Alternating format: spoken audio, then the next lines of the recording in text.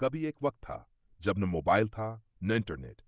लोग एक दूसरे से बात करने के लिए कागज पर अपने दिल के जज्बात लिखा करते थे, और उस चिट्ठी का इंतजार कभी कभी हफ्तों तक चलता था।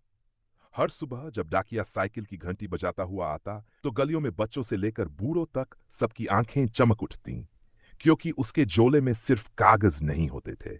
उसमें किसी का प्यार, किसी की उम्मीद और किसी माँ का सुकून छिपा होता था। शिवलाल का बेटा गोविंद शहर में नौकरी करने गया था। पहली बार घर से दूर गया था बेटा।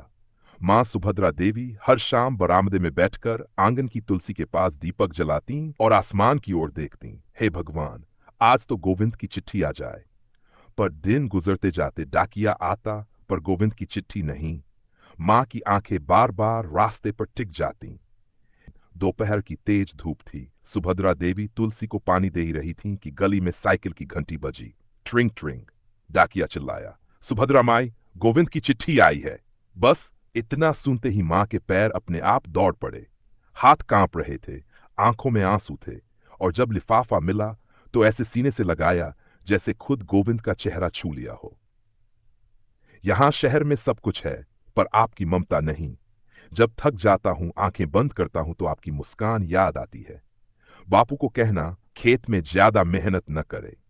मैं दीपावली पर घर आऊंगा, आपके लिए साड़ी और बापू के लिए घड़ी लाऊंगा। आपका गोविंद। मां की आंखों से आंसू झरते रहे, पर उन आंसुओं में अब दर्द नहीं था, बल्कि सुकून था, प्यार था और उम्मीद थी।